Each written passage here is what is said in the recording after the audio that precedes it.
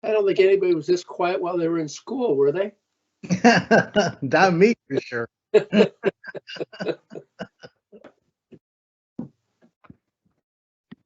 For some reason, that wasn't my reputation. I don't know what changed. I can't imagine that, Fred. I just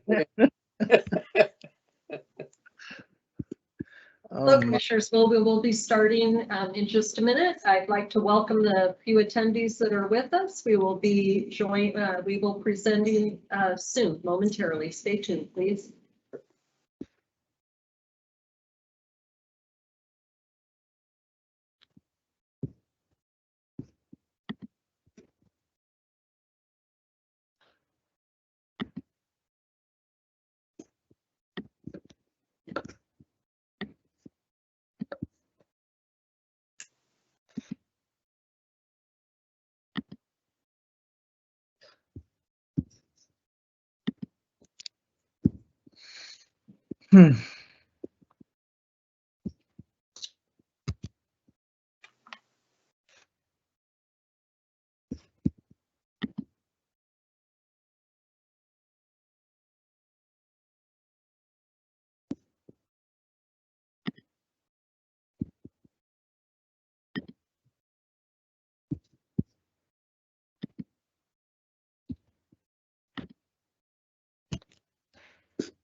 Good evening, everybody.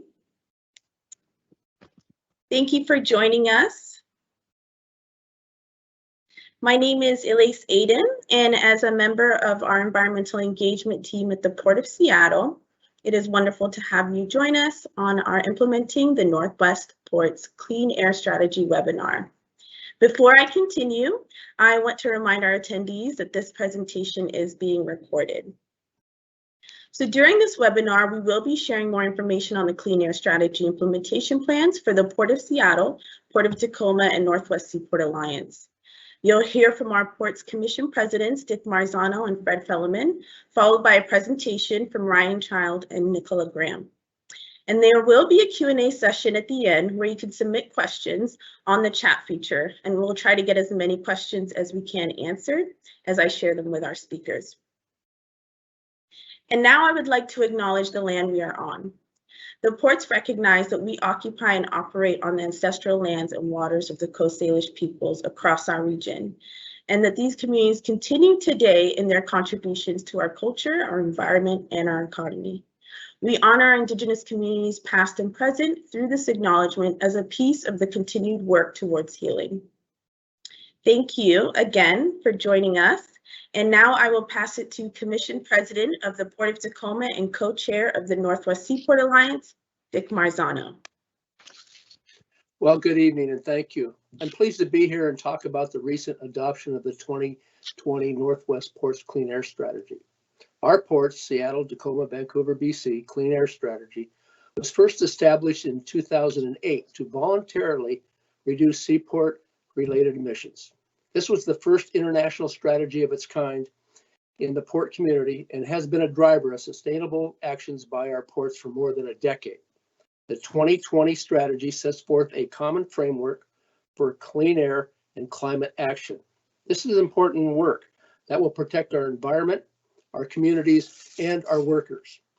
This strategy builds on the progress set forth a bold new vision and direction for our ports to phase out emissions from port-related activities throughout the entire Puget Sound airspace by 2050.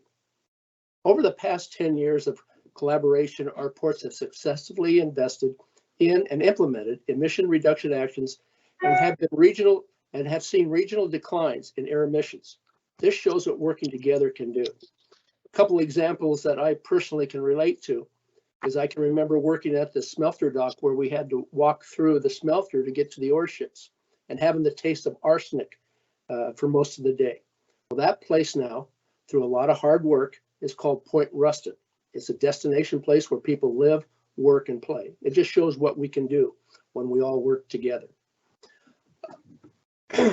Today, the Northwest Seaport Alliance is working on installing shore power at our Husky Terminal in Tacoma and Terminal 5 in Seattle.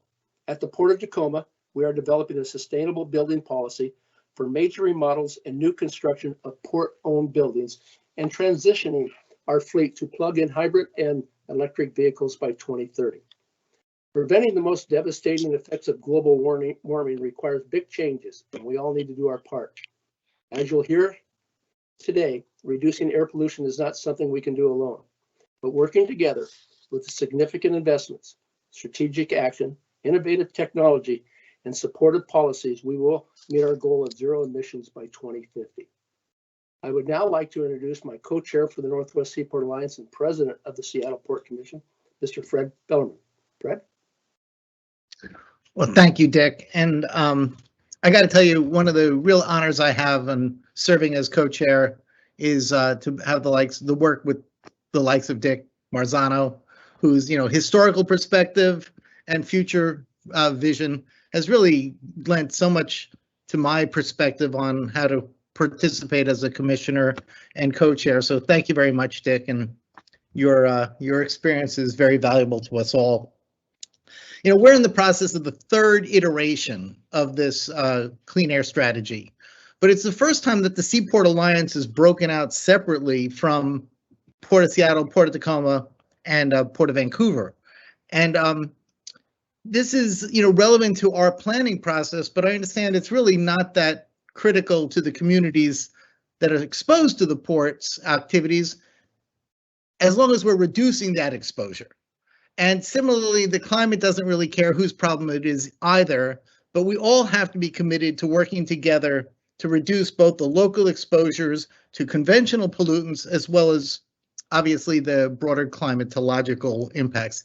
We've had people who've been working with us for the past 15 years. I started before I was even a commissioner.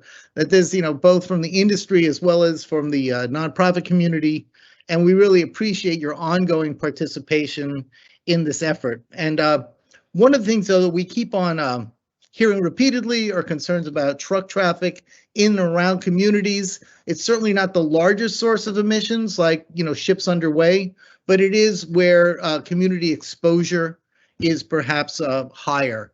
And so we are committed to continuing to look at, those places that not only are the largest sources of emissions, but places where both are exposures as well as things that we have more control over than some. Now, so the Seaport Alliance is mostly focused on trucks and the container terminals. The Port of Seattle, we have the cruise ship terminals, as well as, various other, the operational things. Like we actually have the grain terminal and just our own port operations, as well as, of course, commercial fishing fleets and things like that. So I am encouraged that we continue to make progress on shore power and being able to really electrify the whole waterfront. Port of Tacoma has been doing great progress at the same time. And we're really very excited about both the passage of the Clean Fuel Standard at the state level, as well as the federal implementation, hopefully, of this infrastructure budget. Executive Director Metrick and I wrote an op-ed in the Seattle Times just recently talking about how we really have to be investing in green infrastructure. So the real value of the Seaport Alliance or in the Northwest Ports Clean Air Strategy, we're putting forward the vision for the future. And unless you have a plan, you're not going to get it funded. So here's our plan.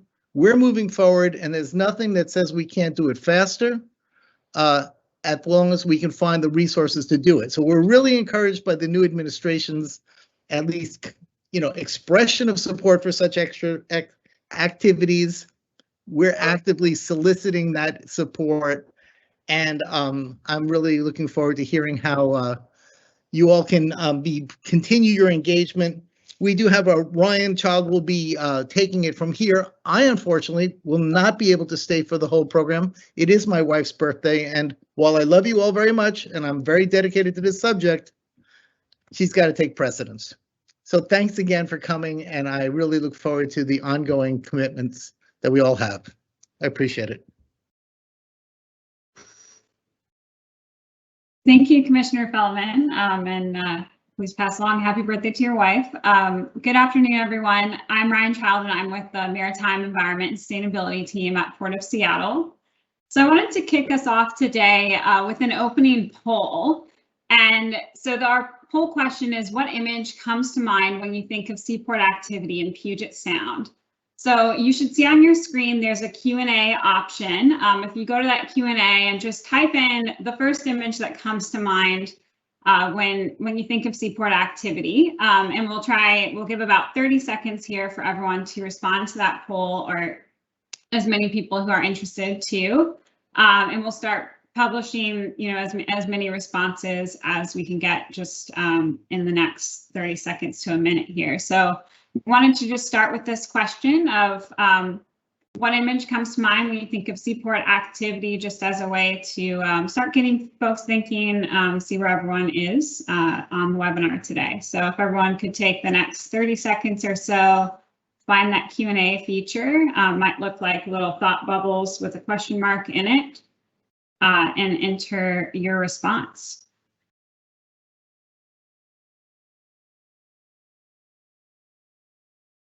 Getting a few responses in so far. I see one, orcas and orange cranes. So far. Well, we've got jobs.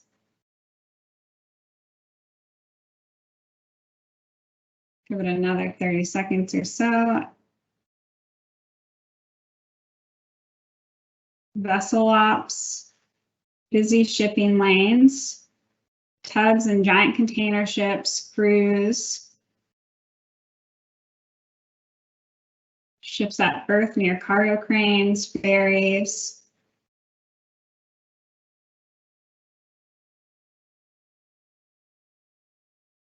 container ships, ferries, barges, and tugs, ships, shipping containers.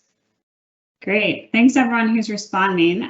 If we could go to the next slide, and please continue to add responses for those who didn't have enough time, and we'll keep publishing them as they come up. So we wanted to ask this question.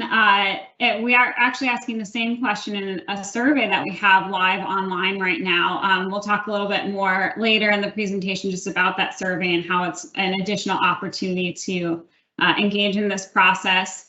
But what's on your screen right now in the word cloud, those are all the responses that we've received online. So a lot of similar themes here of the things that are definitely visible out your window and as you're on the waterfront are sort of the larger ships, container ships, cruise, ferries that are out there on the water. And some of the other responses that we really got are things like pollution and smoke and visible emissions. And so we recognize that those are definitely concerns within the community and things that we need to address. And so we want to make sure that, as we go through these planning processes, we are addressing those concerns and making sure that the impacts we are having are having positive impacts within the community and within your experience. So thanks for sharing those responses, and you're welcome to continue to scroll through the Q&A to see how other folks responded to that poll. And again, I'll talk more, Nicola, my colleague, will talk more about the survey later in the presentation. So next slide. So to start with some background, the Northwest Ports Clean Air Strategy, as Commissioners Feldman and Marzano really pointed to, it's really a long-standing collaboration. It dates back to 2007 when Vancouver Fraser Port Authority in BC partnered with Port of Seattle and Port of Tacoma, and then later the Northwest Seaport Alliance joined the collaborative in 2015. And it was really oriented around reducing port-related air emissions within those ports' shared airshed. And at the time, it was the first international collaboration of ports on clean air. So over the last about 13 going on 14 years of this collaboration, the Northwest Ports have developed really strong relationships from working together, and we've had a number of successes. So some examples are that we've actively supported and facilitated the introduction of the North American Emissions Control Area, which significantly reduced air pollutants from shipping. We've also introduced shore power facilities for our cruise and container ships, and those facilities are able to decrease emissions while ships are connected at the dock.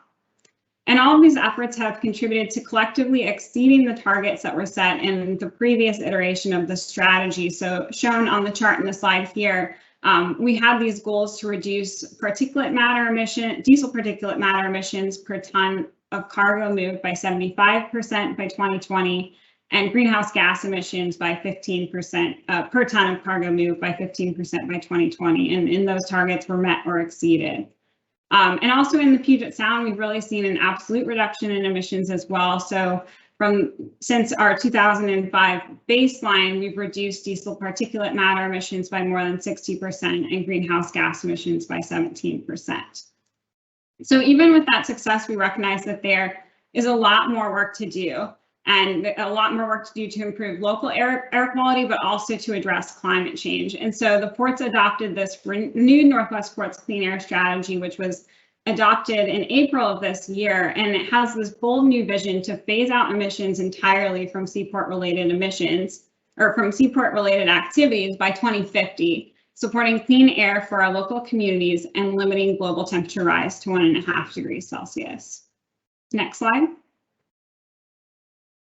So today we're going to talk about what this will mean to work toward that vision here in the Puget Sound, and what that means specifically for the Seattle and Tacoma harbors, where each of our ports are developing our own implementation plans for how we're going to reduce emissions within our unique operations and local contexts. So this slide on your screen shows a map of the Seattle harbor, and you can see the seaport operations in Seattle include container cargo terminals, which are the properties that are highlighted in yellow on the map there. Those terminals are managed by the Northwest Seaport Alliance. And then you'll also see port property and operations also include our cruise terminals at Pier 66 and Terminal 91, which are more in the central and northern part of Elliott Bay. Those are managed by Port of Seattle. And then more moving north in Seattle, we have our marinas, Fisherman's Terminal, and other industrial properties as well. So all of the properties that are highlighted on this map are sort of included within implementing the vision of the strategy. Next slide. So this figure shows the Tacoma Harbor, and it shows container terminal properties in orange and then Port of Tacoma facilities in blue. So generally, the Northwest Seaport Alliance also manages the cargo shipping marine terminals and the rail yard facilities in Tacoma, and then Port of Tacoma manages other commercial and industrial properties that are owned by the port. So one exception to that is that Port of Tacoma also has a grain terminal, which is managed under Port of Tacoma and not under the Alliance. But an important thing to point out about the map of Port of Tacoma here is that most of the port activity is located here on the tide flats. But there are still areas around the tide flats, the area that's colored in beige, where there are other industrial properties. And so not all of those properties are owned by the port. So the strategy really only covers those port facilities that are identified here. Next slide. So a central goal of the strategy and the implementation plans for Port of Seattle, the Alliance, and the Port of Tacoma is to reduce environmental health disparities with a specific emphasis on reducing and ultimately eliminating diesel particulate matter emissions, or you might see it on these slides as DPM as the acronym.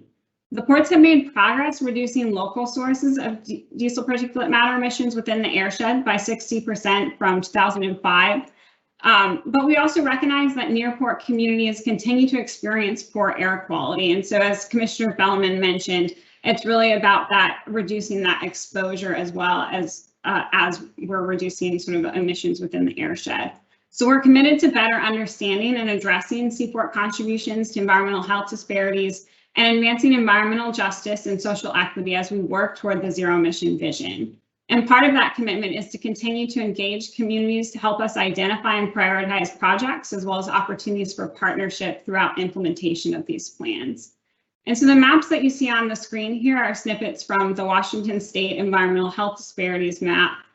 So we've pulled out a screenshot of the Seattle and Tacoma harbors, and you can kind of see, just compared to the maps that we showed in the previous 2 slides, the areas that are around port terminals, including along the tide flats in Tacoma and in South Elliott Bay and along the Duwamish River in Seattle, are some of the most highly impacted census tracts in the state for environmental health disparities and exposure to environmental hazards. Next slide. The Northwest Ports Clean Air Strategy focuses on emissions from 6 different sectors or sources of port activity. So that includes ocean-going vessels, which is our cruise, bulk cargo, and container cargo ships. Harbor vessels, which is tugs, assist vessels, as well as commercial fishing and recreational vessels. Cargo handling equipment, which functions on terminals to move different cargo around.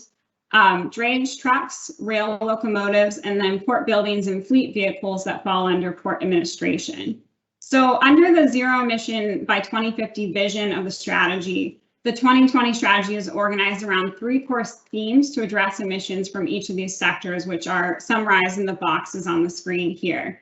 So the first theme is to continually improve efficiency and reduce emissions. So this means taking a more short-term focus on emission reduction, particularly where we don't yet have zero emission technologies that are commercially available. So we can focus on phasing out older equipment, making sure we have the newest models in play at the ports, and increasing efficiency of our equipment and operations. The second theme is around infrastructure. So ensuring that we are installing sufficient infrastructure that we can support zero emission equipment and support the transition to support the overall transition to zero emissions. So focusing on removing capacity constraints for the electrical grid, supporting new fueling supply so that by 2030, we want to make it so it's reasonable so that in all sectors we can start transitioning to zero emission equipment. And then that's the third theme, which is making that transition, demonstrating that zero emission equipment can be adopted for port applications, and supporting industries in adopting that equipment in advance of 2050. Next slide. So this slide really shows the current state of seaport emissions in Seattle and Tacoma. And this is as of our latest inventory, the Puget Sound Maritime Air Emissions Inventory in 2016. So as you can see, for both diesel emissions and for greenhouse gas emissions, ocean-going vessels are the largest source of port-related emissions. And diesel trucks are the second largest source of emissions and are also critical to address, since these emissions from trucks are occurring closest to where people live and within communities, and can impact local air quality in that way. Next slide. So Port of Seattle, the Northwest Seaport Alliance, and Port of Tacoma are each developing their own implementation plans for how we're going to address those sources of emissions and how we're going to work toward that 2050 zero emission vision.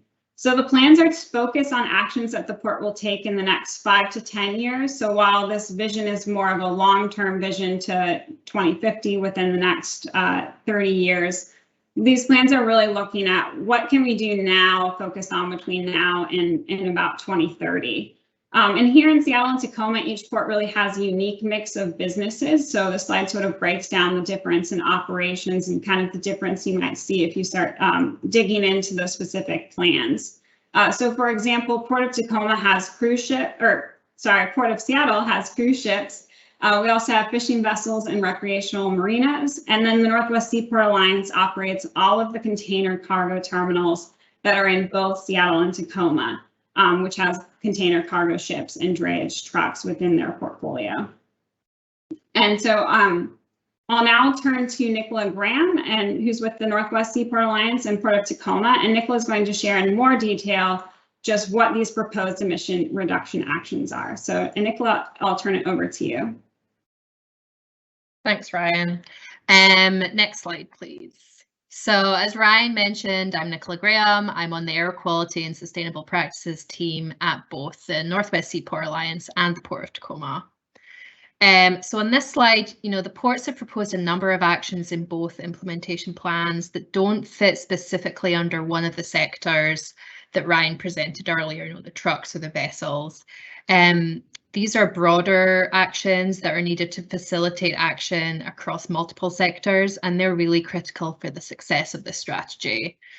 So firstly, as we're working towards large-scale electrification of the ports in both Seattle and Tacoma, we're partnering closely with our 2 utilities, that's Seattle City Light and Tacoma Power, in 2 large energy planning studies that will help us understand how much power is going to be needed to shift to zero emissions at each of our terminals, what the grid can currently provide at our locations, what infrastructure investments are needed to enable zero emission operations, what are the costs of these investments, and are there any out-of-the-box ways we can integrate innovative technologies into these solutions? So looking at energy storage and renewable energy.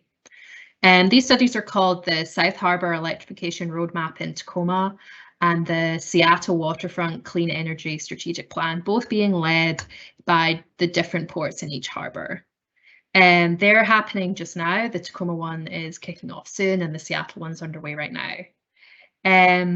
So partnerships with our industry and government partners will also be critical to the success of this work, and we look forward to continuing and building on those partnerships. As Ryan discussed earlier, it's also vitally important that our efforts do our part to address environmental health disparities in our near port communities. And to that end, we look forward to continuing to build partnerships with our near port communities to better understand and reduce the impacts that they experience. The ports propose to use our united voice to advocate for supportive policy and additional funding to accelerate the implementation of many of the specific sector actions at the international, federal, and state levels. And finally, another critical piece of work for us will be to closely track the development, commercialization, and cost of zero emission technology to inform our strategy and implementation. Things are moving really fast in this space, so it's essential that we analyze this regularly and feed that into the updates of the implementation plan. Next slide, please. Okay, so moving on to the sector-specific actions. So as we presented earlier, the largest source of both air pollutant and greenhouse gas emissions in our airshed come from the vessels coming to the port, both cruise ships and container ships and the grain vessels. So to work towards our 2050 zero emission goal in this sector over the next 5 to 10 years, we're really working hard to install shore power infrastructure at our newest terminal facilities in each harbour. So that's Husky Terminal in Tacoma should be installed by the end of 2022. Terminal 5 up in Seattle by the end of 2023. That's getting built just now. We're also going to be working on full design of a shore power system for Terminal 18 in Seattle by the end of 2023. So shore power is the provision of electricity from the local grid that allows ships with the capability to plug in to shut down their engines while at berth, greatly reducing emissions while they're in our harbour. We'll also be working to ensure that the complicated operational arrangements are in place to get ships plugged in when they arrive once we've built this shore power. Working in close collaboration with the shipping lines, terminal operators, and our utilities. Some of these elements we need to work on are labour coordination, power billing, vessel positioning at the berth, and vessel commissioning the first time that they come into our port. So in addition to our shore power program as well, we'll also be undertaking a study this year to analyse other methods to reduce emissions from ships in our airshed beyond shore power, such as potentially slowing vessels down on their approach to the harbour. How can we attract newer, cleaner ships to our port? So looking at all of those potential things we could do and plan to begin implementing the recommendations of that study into next year. So that's what the NWSA and Port of Tacoma are looking at on the container ship side. I'm going to hand over to Ryan now to summarise what the Port of Seattle are looking at for their cruise ships. Ryan. Yeah, so at Port of Seattle, we're the largest cruise port on the West Coast, and we also have a goal to be the greenest. So similar to how the Alliance and Port of Tacoma are addressing emissions from container ships, shore power is also a solution to address emissions at berth from cruise ships. And we have a commitment to install shore power at Pier 66 by the 2023 cruise season. Right now, we already have shore power at 2 of our 3 cruise berths at Terminal 91. And then we're also working on setting a goal so that we have all of our home port cruise ships coming to Seattle equipped with shore power by 2030. And at that point, all ships will connect. So we can achieve 100% shore power rate and 100% connection rate by 2030. So just by comparison, currently in the 2021 cruise season, which is starting next week, we're at about 54% of those calls coming to Seattle with shore power. We're also developing a multimedia cruise environmental strategy, and part of that is getting better data on emissions that are associated with cruise travel and how to address those sources of emissions, as well as addressing other environmental impacts of cruise, such as water and waste. And then international engagement is another focus of our actions to reduce emissions just from ocean-going vessels, including cruise. So engaging in forums about at-berth cruise reporting, as well as advocating for policy changes to the IMO and at the international level. And lastly, the other program here mentioned is the Quiet Sound program. It's a collaborative initiative of Port of Seattle, Tacoma, and the Alliance, as well as including tribes, agencies, and organizations. And it's looking at how to reduce impacts from commercial vessels on orcas. And part of that initiative is to get vessels to slow down, which could also have some emission reduction benefits. So that's just a sample of the actions we're looking at related to cruise. Great, thank you, Ryan. Can we have the next slide, please? Perfect. So moving on to emissions in the trucking sector.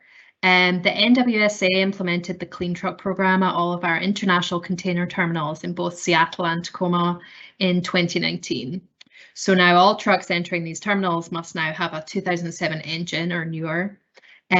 These engines are tied to an EPA engine standard. They emit 90% less diesel particulate matter than older models of trucks.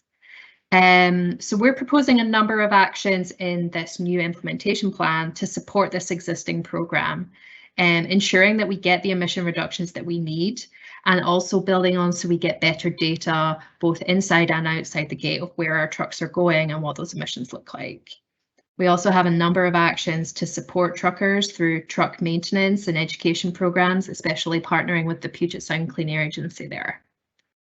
The NWSA are also proposing to expand our Clean Truck program to some of the remaining domestic terminals that don't have RFID installed. These are much smaller, both in Seattle and Tacoma, and expand our scrap bonus program, where truck owners are given a financial incentive to scrap their old diesel truck and buy a newer, cleaner version. This new scrap program launched this week in partnership with the City of Seattle. And truck drivers should be able to scrap an additional 11 trucks. In total, the scraps program has scrapped, I think, over 450 trucks at this point. We're looking to launch another phase of it next year if we can solidify some extra grant funding there. So looking towards how we bring zero emission trucks into the gateway by 2050. While zero emission technology is still prohibitively much more expensive than the diesel trucks currently used in port operations today, it's also vitally important that we begin making steps towards the zero emission future in this sector today. There's a lot of work that we can do now, even though they're not currently available. So in the next 5 years, we'll be focused on working with a variety of partners, such as the Washington Trucking Association and the City of Seattle, to better understand the future charging and fueling needs for zero emission port trucks, support the development of a regional charging and fueling network for these zero emission trucks, and to help support bringing in demonstration projects. We want these trucks coming into our gateway so our truckers can drive them. Next slide, please. Perfect. So we're aware that we need to not just focus on total absolute emissions from trucking, but also the exposure to emissions in our near port neighborhoods. And this is where truck parking and routing is key. The ports have surveyed parking locations in Seattle most recently for the T5 redevelopment. That's what this map is from. And we're able to identify port trucks and other vehicles and where they're parking. So we're planning to update the study, expand it to Tacoma, and we use this data to identify where we need to work with other partners like the cities, WashDOT, SDOT, to provide further off-street truck parking. The port has a number of port-provided truck parking lots, but where can we expand that? Where are they in the best place? We use this kind of study for that. And truck parking is also going to be a key issue we look at as we look at where zero emission trucks are charging or fueling in the future. And that's going to be a very different operating model in the future than it currently is with parking and fueling diesel trucks. We need to look at overnight charging and where is that happening. So we're looking to dig into these specific issues in each harbour and each neighbourhood in our upcoming workshops for Seattle and Tacoma. And we have information on our website, and we're speaking to that later on in this presentation. And also in our online survey, we want to hear those specific neighbourhood parking problems in our online survey Ryan was chatting about. Next slide, please. Okay, so for our landside operations at the container terminals, we plan to continue to clean up the existing diesel fleet of equipment by implementing lease requirements as our terminal leases are renewed for equipment replacements to meet Tier 4 diesel emission standards, currently the cleanest in effect. As zero emission cargo handling equipment technology develops, we're finding increased opportunity to demonstrate this equipment in our harbours. So we have some specific zero emission equipment projects in our container gateway proposed in these implementation plans, such as we have a partnership with Rail Management Services and Tacoma Power to bring 6 electric terminal tractors to our South Intermodal Yard in Tacoma this year, using a DERA grant, and a heavy-duty electric forklift to our EB1 terminal using state grant funding. It's also important to note in this sector that so-called near zero emission technologies can be a really cost-effective way to reduce emissions today as we wait for zero emission technologies to be developed and become affordable. For example, retrofitting hybrid technology into the large rubber-tired gantry cranes can reduce fuel consumption up to 85%. So there are some near-term wins while we wait for this zero emission equipment to get developed. We're also able to reduce greenhouse gas emissions at our terminals through reducing energy use in terminal lighting upgrades. We're proposing in this implementation plan to reduce electricity use by around 60% at 2 of our terminals through upgrading to LED lighting in close partnership with Tacoma Power in Tacoma. So I'm going to hand back to Ryan now, and she's going to cover some of the actions proposed for the Port of Seattle's line-side operations in cruise and fishing over the next few years. Ryan. Yeah, thanks, Nicola. So yeah, in our Port of Seattle implementation plan, it addresses landside operations from cruise and fishing. So within those operations, we're looking at cargo handling equipment that moves around different things around our cruise terminals and our fishing terminals, provisioning trucks that are making deliveries to those terminals, and then passenger buses that are moving cruise passengers around and supporting those businesses. So our focus here is really on tenant engagement as well as supporting research and demonstration of zero emission equipment.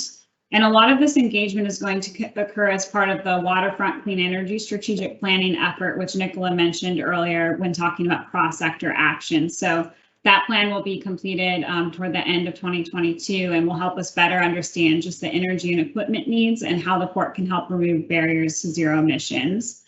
Some other things that we're looking at that are listed on the slides here is looking at how we can incorporate lower carbon fuels into these operations and into equipment as sort of an interim solution as we move towards zero emissions. And then how can we get better data about sources of emissions that we don't know a lot about right now? So looking at how we can reduce emissions from our cruise passenger ground transportation and from those cruise delivery trucks.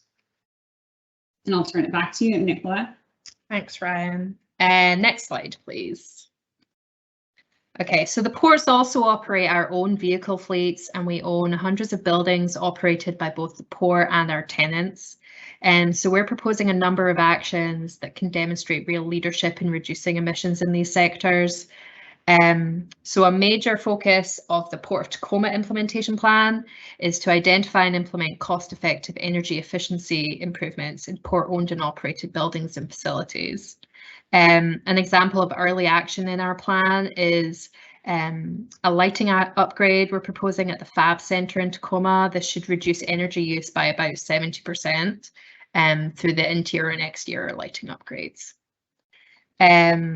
So to help identify future energy efficiency improvements across our existing real estate portfolio, we'll be establishing a sustainable facilities working group with departments across the port. And then building on this program, we'll also be developing a sustainable building policy for major remodels and new construction that looks to implement practical sustainability measures. And another important area for us is our port fleet. We'll be working on transitioning the light duty fleet that port employees use to drive around the terminals and to all of our different facilities. We'll be transitioning to all electric or plug-in hybrid by 2030. So I'll hand over to Ryan again, and she will go over some of the actions proposed for the Port of Seattle's admin operations. Sorry. Thanks, Nicola. At Port of Seattle, we operate over 400 maritime vehicles, and we have 80 commercial, industrial, and recreational properties. So that includes our buildings, like our headquarters down at Pier 69, but also Shilshole Bay Marina and Fisherman's Terminal, as well as waterfront parks along the Duwamish River. So we're committed to eliminating fossil natural gas in all of our buildings, also using LED lights, and then also we're committed to transitioning our vehicles to electric or renewable fuels by 2030. Those are just some highlights of our administrative actions. We actually already started using renewable diesel across our on-site fueling within our fleet already. And then also in our action plan, we go a little bit beyond just what's in the Northwest Ports Clean Air Strategy, which is focused on fleet vehicles and buildings. And we have some actions around addressing emissions from commute trips, as well as from solid waste disposal. And then we also go into the carbon sequestration potential of blue carbon in our habitat restoration projects across port properties. Great. Next slide, please. Okay, so those are the an overview of some of the sector-specific actions. We have a lot more detail in our implementation plans that are up on our website. So that's very high-level summary of them. So given the high amount of uncertainty that presently exists within the zero emission space, and that we're in the early stages of planning, adjustments are going to need to be made over time to ensure that the strategy and our implementation plans remain in alignment with the best available info. We're going to periodically consider a whole range of factors in our annual reviews of our individual port implementation plans that we're discussing today. And we also have 5-year updates to the overall clean air strategy. That's where we work with Vancouver. So factors we're going to be looking at are the state of technology and the pricing of that technology. And just because it's available, if it's only available in an R&D version and there's one model in the whole world, we can't bring that to our gateway. So what's the price point on there? What's the funding landscape on the state and federal levels? And what's the policy landscape to back that up? We are also going to be looking at market forces. So where's the market going on this? So in some cases, we hope to be able to speed up our trajectory towards zero emissions if this technology development speeds up and costs come down. And the ports are going to be looking for community input throughout this work, both in the annual report, in the annual updates and the 5-year updates. So I'm going to hand over to Elise next, who will let you know how you can stay involved on the next slide, and to go over any questions that have come in while we've been talking. Great. Thank you, Nicola and Ryan, for your presentations. I know that was a lot of information, so I'm sure folks have questions. For our attendees, please enter your questions in the chat feature, and I'll share them out to our presenters. So while we're waiting for questions to come in, I wanted to share ways that you all can stay involved and provide feedback on our implementation plans. We have our online survey. There's a link there, and I'll make sure to follow up in an email with all of these links. So no worries about writing them down. We also have community workshops for Tacoma. We have it coming up on Monday, July 26th at 6 p.m. and for Seattle, Tuesday, July 27th at 6 p.m. And so these are 1.5-hour long workshops that are more interactive and really a place where you can give more feedback, especially after having this initial updated webinar. And then we have our mailing list at cleanair@portseattle.org, so you can always share feedback or comments on there. and ways that you can subscribe on our port newsletters to keep updated. This is just a continuation of the ways that we want to engage with our communities. So please stay in touch, and we'll be reaching out just to give you kind of the timelines and what we're looking at as we work through this engagement plan over the next few years. So thank you so much. And I know that we do have a couple questions coming in. Nicola, you mentioned, are the plans available for review? Can you talk about that? Yeah, so we have 3 separate plans. So the Port of Seattle has published a plan. There's a Northwest Seaport Alliance plan and a Port of Tacoma one. So they should all be up on these websites, both the Port of Seattle, Seaport Alliance, and Port of Tacoma. Yeah, and I think we're planning a follow-up note that will have links to where you can easily find those plans as well for those interested in and going into the details there. Great, thank you. So we have a question asking, per cargo unit reduction, what is the total overall, up or down? Yeah, Elise, I can take that one. Yeah, that was in response to the slide which showed the Northwest Ports Clean Air Strategy goals, which were sort of an efficiency metric, so emissions per metric ton of cargo moved. So actually, when we look at emissions within Puget Sound, so from Port of Seattle, the Alliance, and Port of Tacoma, the trend is actually downward. So we've reduced absolute emissions of diesel particulate matter by more than 60% from 2005, which is our baseline, as of 2016, which is the latest year that we have data. And we've reduced greenhouse gas emissions by 17% since 2005. I'd also add, so we've done 3 emissions inventories, 2005, 2011, and those are our 2016 results. We're going to be updating those numbers. We update them every 5 years. So based on 2021 activity, so everything that's happening in this calendar year, we're going to be doing a new inventory next year. So we'll have new numbers in about a year and a half. Great. Will shore power be required for cargo and cruise ships once installed? And how is that regulated or incentivized? Who wants to take that? I can take that. So for container ships, because it's not going to be rolled out at every container terminal yet. So as I said on our slide, we're going to have, it's currently in place at Tote. We are going to be installing it at Husky and T5. So it's not going to be required at those terminals.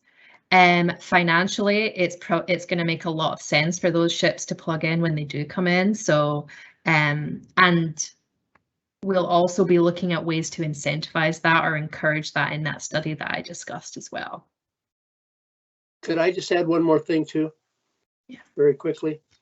Yeah, and as we look at when leases become renewable, we'll be looking at placing them in old leases that become renewable and new leases as we move forward to require the terminal operators, when they have the vessels that can hook up to shore power, that they will be doing that.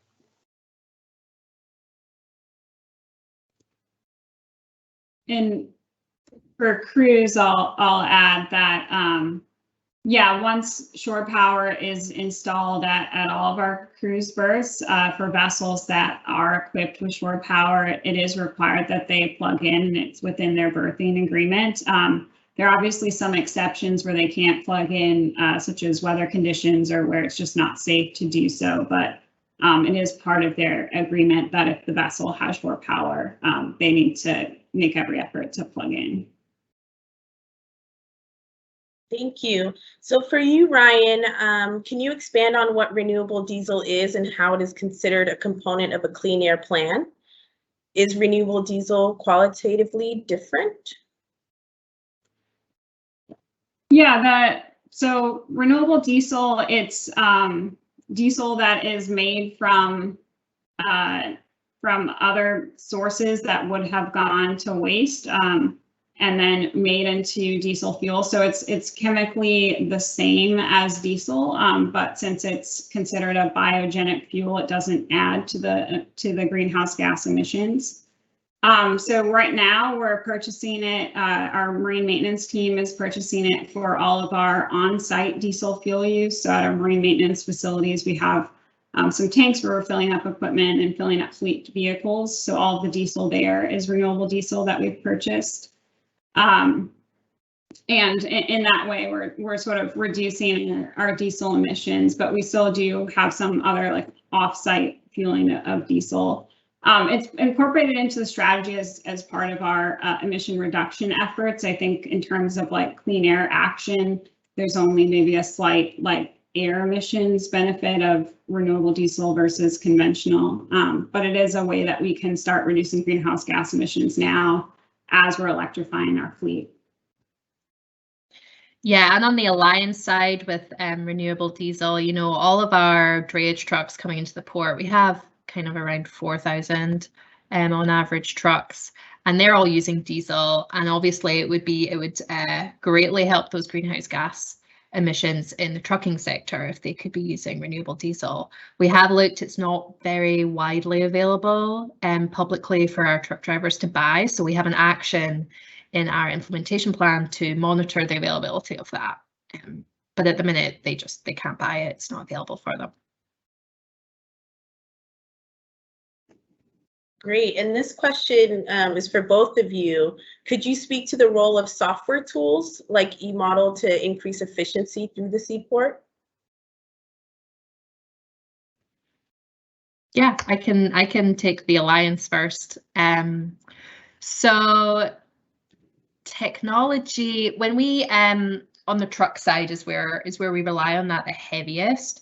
When we launched the Clean Truck program at the start of 2019, that was on the back of us installing RFID readers at all the gates at our international container terminals. We spent 2018 doing that. So the whole program kind of hinges on that technology, and that's where we can see the age of your truck as you come in, and we've been able to piggyback on that. So that's really what the Clean Truck program needs from that technology, and truckers have an RFID tag in their truck. We know the age of their truck. But this is where our operations team can piggyback on that. And there's this whole other world of stuff that we can do with that data to improve efficiency.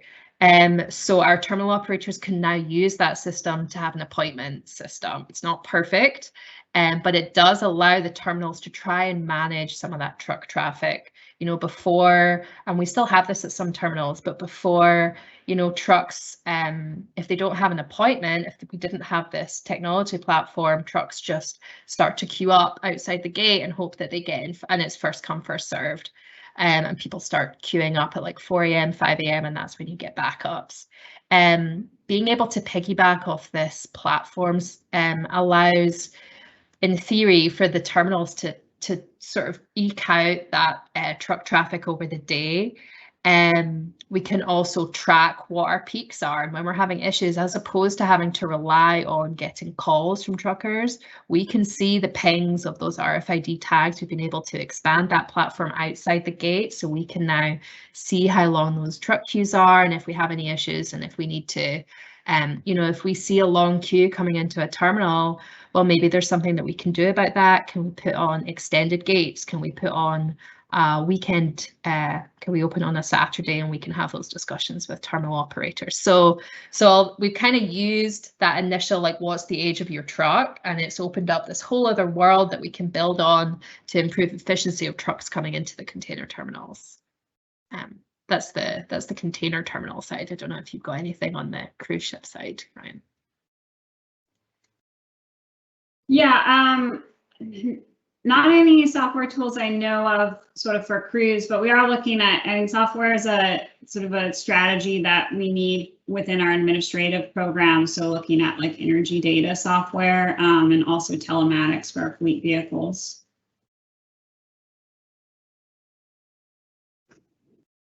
Great. And For you, Ryan, how are the large cargo owners engaged in the clean air strategy? Are companies like Amazon engaged? I suppose that would be more of a Seaport Alliance thing. And yeah, they've been much more engaged in this update to the clean air strategy compared to the previous 2 rounds. And we've had a number of conversations with these larger beneficial cargo owners who are all have very similar goals to us now. So there's a real opportunity in this new clean air strategy for us to partner, and if they're looking to reduce their trucking emissions or their vessel emissions, they can be really supportive of this program, and so that's kind of new territory for us, but it's pretty exciting, and we haven't had that so much in previous rounds. But these goals that we're proposing directly line up with those BCO goals.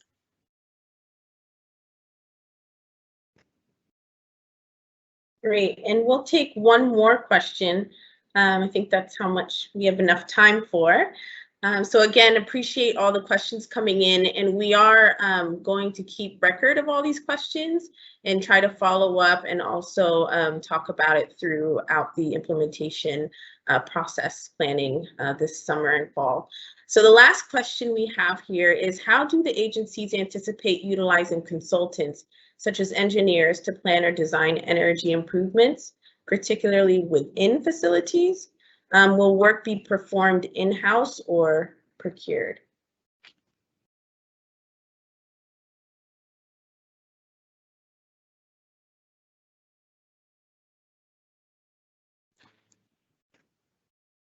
Yeah, Elise, I'm not sure I know exactly how to answer that one, but it's probably a mix. A lot of the work in the plans is gonna be in-house, but also part of different outside services. So maybe we want to. Yeah, and I suppose our biggest capital investments in the Seaport Alliance side are going to be our shore power installations, and for that's going to be external consultants working with our engineering team. So as Ryan says, kind of a bit of a blend of both. And then external work for the actual engineering work, the actual construction. Great. So would you all like to say any last words before we end up closing out this evening?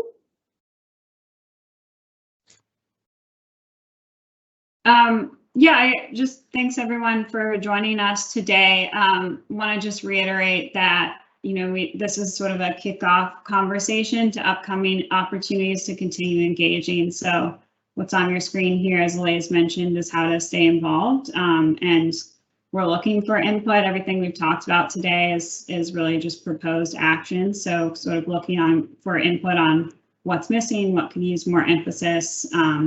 And then also the community workshops are a great opportunity for that. So if you're interested in the information, you can email that cleanair@portseattle.org email to sign up for those workshops. They're going to be conducted virtually too, so it should be pretty relatively easy to attend. Anything else on your end, Nicola? I suppose just a bit of the overall timeline. So we're looking for everybody's input just now over the summer. We're going to take everything that we hear over the summer, incorporate that into the final one that we will be taking for formal adoption from our Port of Seattle commissioners, Port of Tacoma commissioners, and the Seaport Alliance managing members, aiming for November, a public vote in a public meeting there.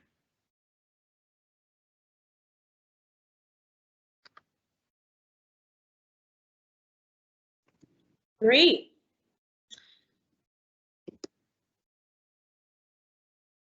Thank you so much, everybody. We will be having a recording, as I mentioned in the beginning, and we'll be able to share it out so that you all can share with your communities, neighbors, and those that really do live and work around our waterways. So thank you again for attending, and we look forward to hearing from you and hope to hear from us pretty soon.